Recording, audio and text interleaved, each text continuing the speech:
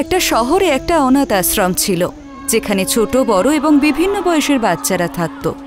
আর এই আশ্রমের মধ্যেই রাজু নামের একটি ছেলে থাকতো, যার বয়স ছিল 15 বছর। রাজু খুব সহজ সরল ছিল, এই জন্যই মনে হয় ওর কোনো বন্ধু ছিল না। ও কখনোই কারো সাহায্য করার থেকে পিছু পা হটতো না, কিন্তু তবুও রাজু নিজেই নিজের মধ্যে সর্বদা ভীষণ একা অনুভব করত। মা বাবা কোথায় জানি না, কিন্তু আমার তাতেও কোনো দুঃখ নেই। শুধু দুঃখ এই ব্যাপারেই যে আমায় কেউ বুঝতে চায় না, কেউই না। আমি অনেক একা হয়ে গেছি। কিন্তু তোমার কি? তোমার সাথে তো অসংখ্য তারা আছে, আর আমি অনাথই রয়ে গেলাম। যদি তুমি আমাকে সাহায্য করতে পারতে।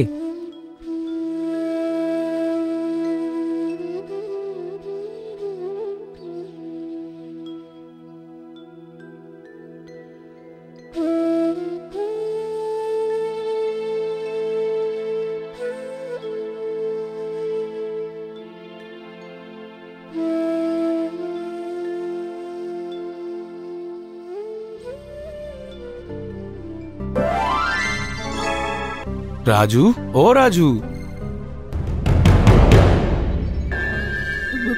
ভূত, ভূত! আরে আস্তে, কি করছো এটা? কেউ শুনে নেবে। ভূত, ভূত! আরে বাবা, আমি ভূত নই। তুমি ভূত নয়, তাহলে তুমি কে? এটা বুঝে নাও যে আমি তোমার বন্ধু চন্দু। এই রাজু, কার সাথে কথা বলছিস? আমি চন্দুর সাথে কথা বলছি। কিন্তু এখানে তো কেউ নেই। পাগল হয়ে গেলি নাকি? সেবার রাজু, তোমাকে ছাড়া আমাকে আর কেউ দেখতে পাবে না, আর কেউ শুনতেও পাবে না। তাই আমার কথা কাউকে বলে কোনো লাভ হবে না। মানে তুমি ভূতই? না রাজু, আমি বললাম না আমি ভূত নই। আচ্ছা, আমরা এই ঘর থেকে বাইরে যাই। ভয় পেও না, চলে এসো।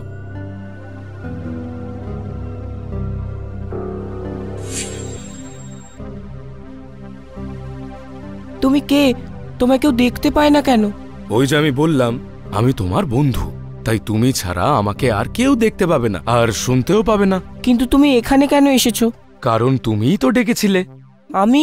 ওসব কথা বাদ দাও, চলো আমরা কোথাও ঘুরতে যাই। এখন? হ্যাঁ হ্যাঁ, কেন নয়।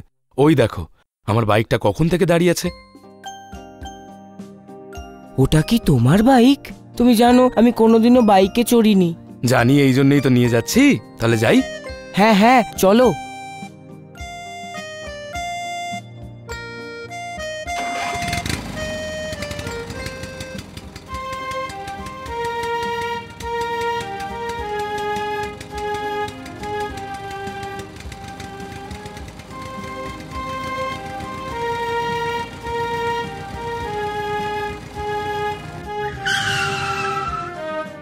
আচ্ছা রাজু, আমি এখন যাচ্ছি, কাল রাতে আবার আসবো। ওটা তো ঠিক আছে, কিন্তু তুমি আমার জন্য এসব কেন করছো? কারণ আমি বললাম না, আমি তোমার বন্ধু। চলো, আমি এখন যাচ্ছি, বাই। ঠিক আছে।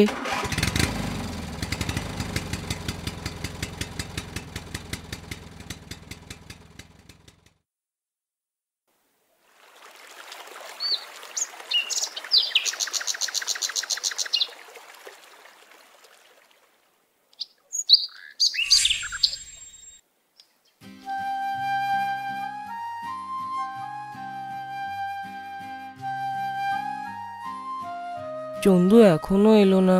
ও বলেছিল আজকে আসবে। হ্যাঁ, আমি তো এসে গেছি। এই চন্দু, তুই কখন এলি? আমি তো তোকে দেখিনি।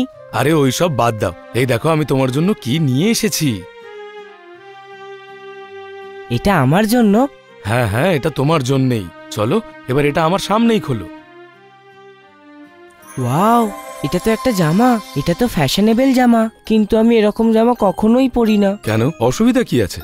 আরে তোমার সমবয়সী ছেলেরা, মানে আমাদের বয়সের ছেলেরা এই ধরনের কাপড় চোপড় পরেই থাকে। এবার তোমাকে নিজের গেট আপ চেঞ্জ করতে হবে। আর শুধু কাপড় কেন, কথা বলার ধরন, হাঁটা চলা সবকিছু চেঞ্জ করতে হবে। তাহলেই তো তুমি সময়ের সাথে এগিয়ে যেতে পারবে, না হলে পিছিয়েই পড়ে থাকবে। ঠিক আছে, আমি পরে পরে নেব। না, এক্ষুনি। আমিও তো দেখি আমার দেওয়া জামায় তোমাকে কেমন মানায়। ঠিক আছে।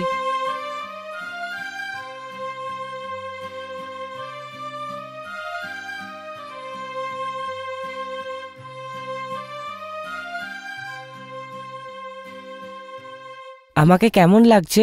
একদম ফাটাফাটি। আমাকে কথা দাও চন্দু, এবার থেকে তুমি এই ধরনের জামাই পরবে। ঠিক আছে চন্দু, আমি তোমায় কথা দিচ্ছি।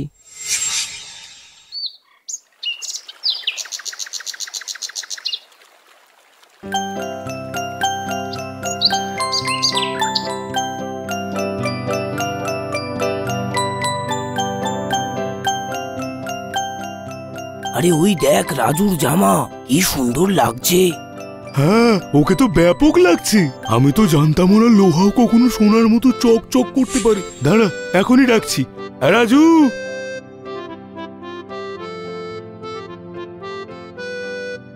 আমাকে ডাকলে? কি ব্যাপার রাজু, তোর জামাটা খুবই সুন্দর, কোথায় পেলি এটা?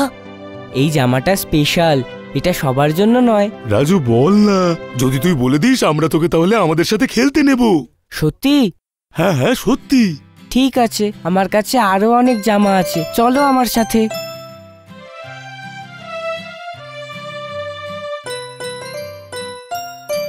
Thank you Raju. আচ্ছা রাজু, আজকে বিকেলে ক্রিকেট খেলবি? হ্যাঁ রাজু, তোকে আজকে আমাদের সাথেই খেলতে হবে। কি, আমি তোমাদের সাথে খেলতে পারবো? হ্যাঁ হ্যাঁ, কেন নয়, বিকেলে দেখা হচ্ছে।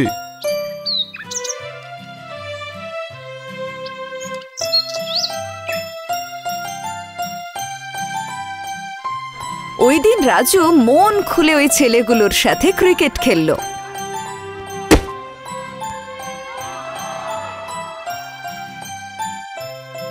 তারপর রাজু ওই রাতে চন্দুকে সব কথা খুলে বলে। বাহ, এটা তো বেশ ভালো কথা। কোনো ভালো কথা নয়। কি লাভ, ক্লাসে তো সবাই আমায় বোকাই বলে। বোকা? কেন কেন? ওরা সবাই বলে যে আমি কারোর সাথে কথা বলতে পারি না। জানো চন্দু, এই আশ্রমে তুমি একাই আছো যার সাথে আমি সব কথা বলতে পারি, নয়তো আমি কারোর সাথে ঠিক করে কথাই বলতে পারি না। তার মানে তোমার আত্মবিশ্বাসের অভাব আছে।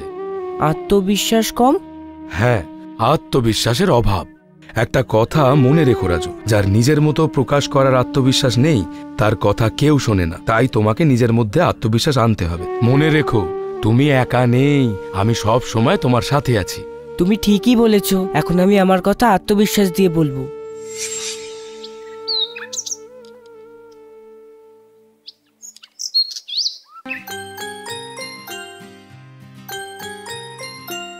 আমাদের আরো পরিশ্রম করতে হবে। ভুলো না, কিছু মাস পরেই তোমাদের বোর্ডের এক্সাম। এবার আমি এক এক করে সবাইকে প্রশ্ন করব, তোমাদের উত্তর দিতে হবে।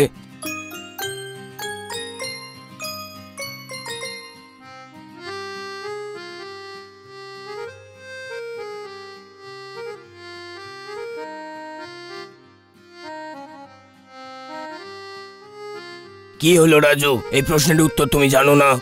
আরে স্যার, রাজু তো বোকা বোকা, এ কি উত্তর দেবে?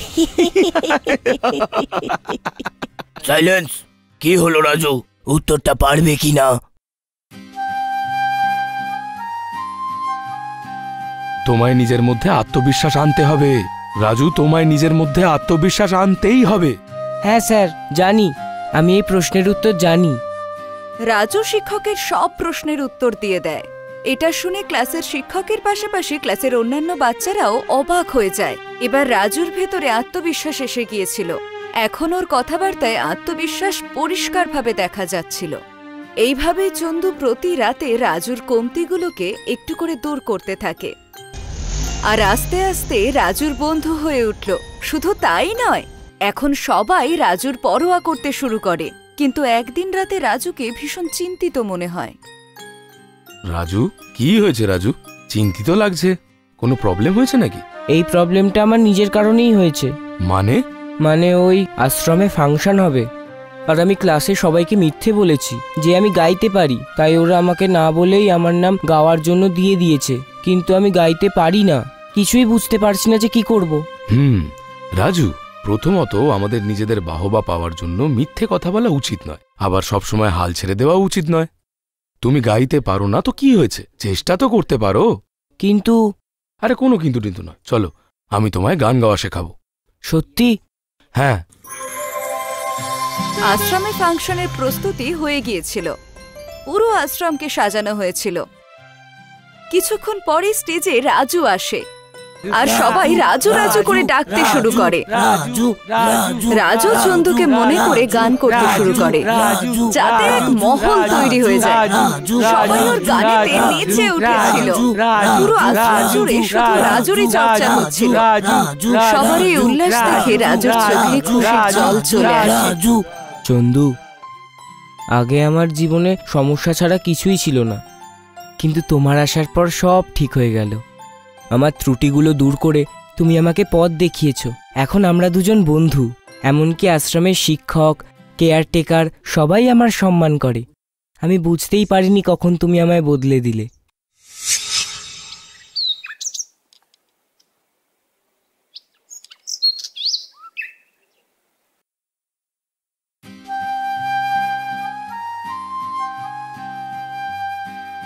চন্দু, কোথায় তুমি? বন্ধু, তাড়াতাড়ি এসো।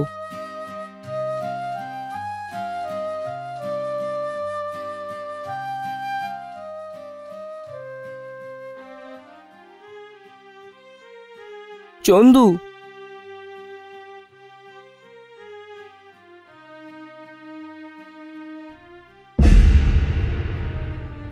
আঙ্কেল, ওই দিন তোমার বন্ধু এসেছিল কি? না গো মা, সেদিনের পর থেকে আমার বন্ধু আর ফিরে আসেনি। ও আঙ্কেল, তাহলে তো এটা খুব খারাপ হলো। না রে মা, ও এসেছিল আমার ত্রুটিগুলোকে শোধরাতে, আমার ভেতর আত্মবিশ্বাস জাগাতে। আর এটা আমি বুঝলাম সে চলে যাওয়ার পর। কিন্তু ও আমাকে যেটা শিখিয়েছিল সর্বদাই সেটা আমার সাথে আছে, এই জন্যই আমার খারাপ লাগেনি। আঙ্কেল, আজ থেকে কখনোই আমি আর নিজেকে একা ভাববো না, বরং আমি আমার ভেতরের কমতিগুলোকে দূরে রেখে এগিয়ে চলবো।